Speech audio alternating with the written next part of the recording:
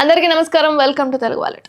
తెలంగాణ ప్రభుత్వం ఎన్నికల్లో ఇచ్చిన హామీ మేరకు ఒక్కో పథకం అమలు చేస్తూ వస్తుంది. అయితే ఇప్పటి వరకు మహిళలకు ఉచిత బస్సు సౌకర్యం కల్పించిన రేవంత్ సర్కార్ తాజాగా వారి ఖాతాల్లో 2,500 రూపాయలు జమ చేసేందుకు తగిన చర్యలు కూడా తీసుకుంటుంది. అంటే తాజాగా అసెంబ్లీ స్పీకర్ గడ్డం ప్రసాద్ మహిళల ఖాతాల్లో 2,500 రూపాయలకు సంబంధించి కీలక ప్రకటన అయితే చేశారు.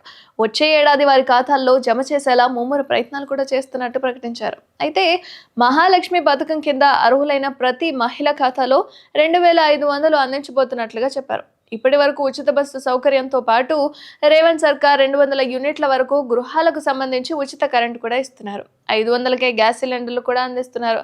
అయితే ఇది కాకుండా రైతు భరోసాకి సంబంధించి 500 సన్నవడ్ల బోనస్ కింద 48 గంటల్లో జమ చేయబోతున్నారట.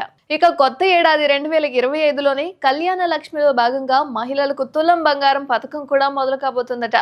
అలాగే రైతు బంధు డబ్బులను కూడా త్వరలోనే విడుదల చేస్తామని ప్రకటించింది సర్కార్. ఇక రాష్ట్ర ప్రభుత్వ ఉద్యోగాలకు సంబంధించి 3% డిఏ పెంచిన సంగతి మనందరికీ తెలిసిందే. కానీ వారికి కేవలం ఒక్క బకాయి మాత్రమే దక్కిందట.